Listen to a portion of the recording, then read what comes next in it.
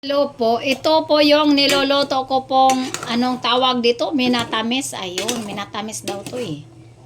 Ayan. First time ko pong magluto nito kaya hindi ko alam kung ano talaga ilalagay dito. Para matamis siya, nilagyan ko ng sugar. Hindi po ba? Kasi minatamis eh. Wala tayong maisip. Walang pang snack. Kaya ito na lang i-snack natin. Lalagyan ng sugar at yun, siguro matamis to kasi sugar eh. Ayan, sweet.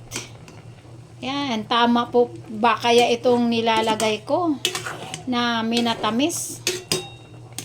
Hindi ko po alam, kayo nang humusga dyan mga lodi, mga idol.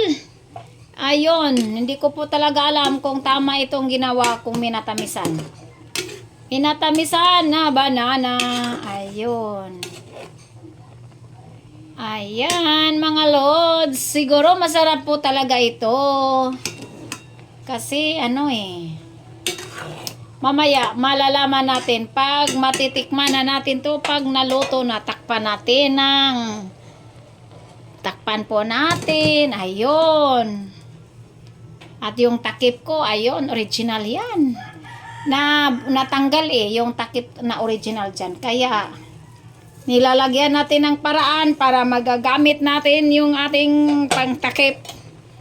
At yun, parang mabango na nga. Pero hindi ko po talaga alam kung tama po ito ginagawa ko. Ayan.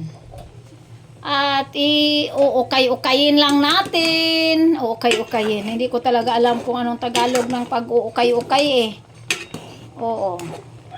Bisdak na bisdak yung host nyo. Kaya, ito, uukay-ukayin. Kayo nang umintindi dyan, mga lods. Anong ibig sabihin? Yan, siguro, ano talaga to? Masarap.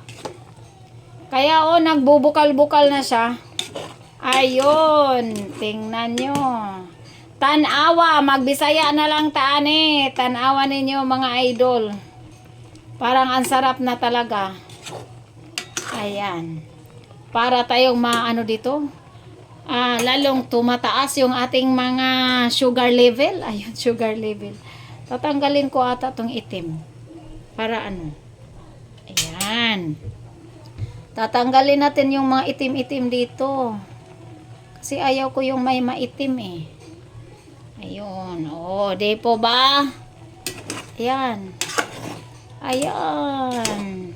Kaysa banana Q natin may kailangan pa tayong mantika doon. So mahal mantika. Kaya ito na lang.